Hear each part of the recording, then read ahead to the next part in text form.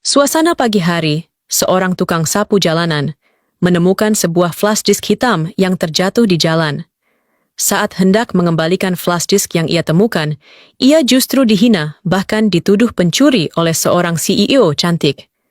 Tapi saat isi flash disk itu dibuka, CEO cantik ini bersujud dan menangis di hadapan tukang sapu tersebut. Siapakah sebenarnya tukang sapu jalanan itu? Dan apa isi dari flash disk tersebut? Begini kisahnya. Di sebuah kota yang sibuk, setiap pagi ada sosok sederhana yang sering luput dari perhatian orang. Namanya Mas Aris, seorang tukang kebersihan jalan. Dengan sapu panjang di tangannya dan gerobak kecil yang setia menemaninya, ia membersihkan trotoar, selokan, dan pinggir jalan dari sisa-sisa aktivitas orang lain. Bagi sebagian orang, pekerjaan itu mungkin dipandang sepele. Tapi bagi Mas Aris, membersihkan jalan adalah panggilan tanggung jawab. Ia merasa, jika jalan bersih, maka warga pun bisa berjalan dengan nyaman. Dalam rutinitasnya, tak jarang ia menemukan berbagai macam benda. Kadang uang receh yang tercecer, kadang dompet, bahkan dokumen penting. Jika melihat pemiliknya menjatuhkan benda itu, Mas Aris akan berlari kecil mengejarnya, mengembalikan dengan senyum ikhlas, tanpa pernah berharap imbalan. Yang penting barang kembali, dan hati saya tenang, begitu prinsipnya. Namun, suatu hari, ada sesuatu yang berbeda. Saat menyapu trotoar di depan sebuah gedung perusahaan teknologi ternama, matanya menangkap sebuah benda kecil tergeletak di antara celah batu trotoar. Sebuah flash disk berwarna hitam, tampak masih baru. Mas Aris berhenti sejenak, mengambilnya, lalu memandang gedung megah di depannya. Ia tidak tahu siapa pemiliknya, tapi hatinya berkata benda sekecil ini bisa saja sangat penting.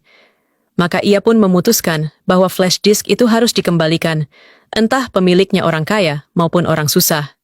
Sore itu, setelah menyelesaikan pekerjaannya membersihkan jalan, Mas Aris masih menyimpan rasa penasaran tentang flash disk yang ia temukan.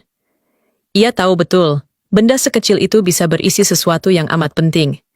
Ia pun memutuskan untuk singgah ke rumah sahabat lamanya, Mas Riko.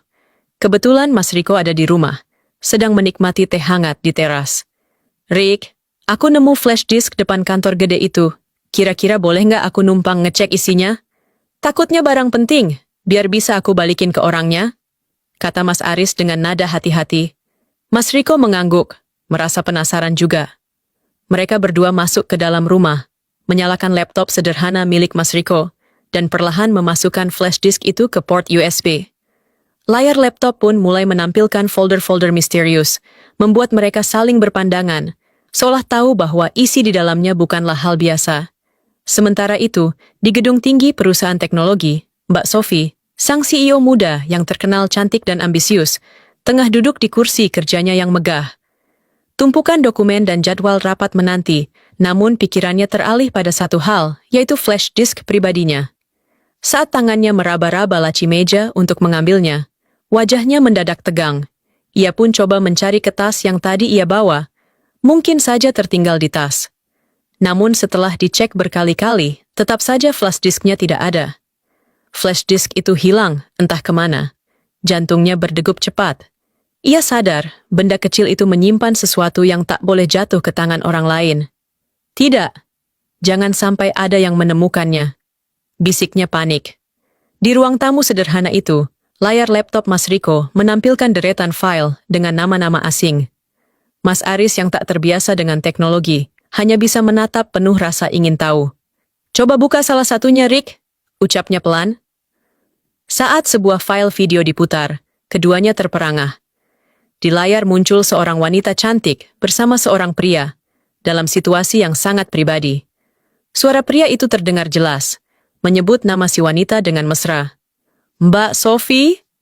Mas Aris dan Mas Riko saling berpandangan, ekspresi kaget dan tak percaya tergambar jelas di wajah mereka.